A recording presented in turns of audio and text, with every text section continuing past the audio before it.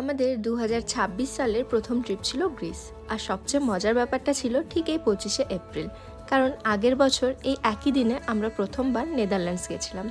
সত্যি সময়টা কি তাড়াতাড়ি কেটে যায়। তো যাই হোক, এইদিকে এয়ারপোর্ট শাটেলে চেপে আমরা সোজা এয়ারপোর্টে চলে গিয়েছিলাম। ওই দিক থেকে মাঙ্গলিকাদিরাও চলে এসেছিল। তারপর যেহেতু লাগেজ আমাদের নিজেদেরই ড্রপ করতে হয়েছিল, তাই লাগেজ জমা দিয়ে বোর্ডিং পাস নিয়ে সোজা গেটের সামনে গিয়ে বসেছিলাম। কিছুক্ষণ পরে আমাদের বোর্ডিংও শুরু হয়ে যায়। আর রায়ানএয়ারে এই প্রথমবার যেহেতু উঠেছিলাম, আর সবার সিট আলাদা আলাদা পড়েছিল। আমি তো এর আগে কখনো একা বসিনি, তাই একটু টেনশন লাগছিল। তবে সব কিছু খুব ভালোভাবেই হয়েছিল। প্রায় 4.5 ঘন্টার ফ্লাইটের পর আমরা অ্যাথেন্সে এসে পৌঁছে গেছিলাম। দিয়ে এয়ারপোর্ট থেকে বেরিয়ে সোজা একটা মেক্সিকান রেস্টুরেন্টে ডিনার করতে চলে গিয়েছিলাম। তারপরে সোজা এয়ারবিএনবি। আর এই ছিল আমাদের এয়ারবিএনবির লিফট, ভীষণই ছোট। যাই হোক, নেক্সট ব্লগে তোমাদের সাথে আমরা যেখানে 3 দিন ছিলাম সেই এয়ারবিএনবি ট্যুর শেয়ার করব।